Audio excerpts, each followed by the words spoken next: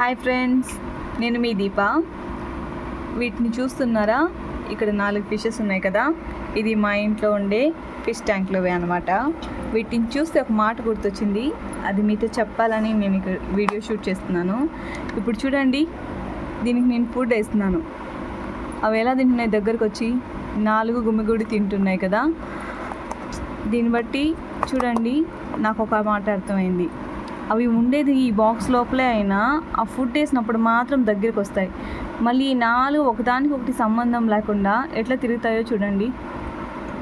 గమనిస్తున్నారా? మన లైఫ్లో మనుషులు కూడా అంతేనండోయ్.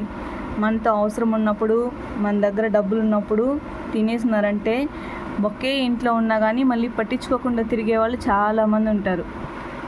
సో అందువల్ల చెప్తున్నాను, నా లైఫ్లో నాకు ఎదురైన వాటిల్లో, నన్ను కలిసిన వాళ్ళలో చాలా ఇలాంటివి నేను ఫేస్ చేశాను. అంటే మనతో అవసరం తీరిపిన తర్వాత మనం ఎవరో పక్కనే ఉన్నా కానీ పట్టించుకోకుండా తిరుగుతారనమాట. అలాంటి వాళ్ళు చాలామంది ఉంటారు. కాబట్టి మనకి అట్లాంటి వాళ్ళతో చాలా దూరంగా ఉండండి. నేను ఎక్స్పీరియన్స్ చేసినట్టు మీరు ఎవరైనా ఎక్స్పీరియన్స్ చేస్తుంటే నాకు కామెంట్ చేయండి. నచ్చింది అనుకుంటాను అన్నమాట.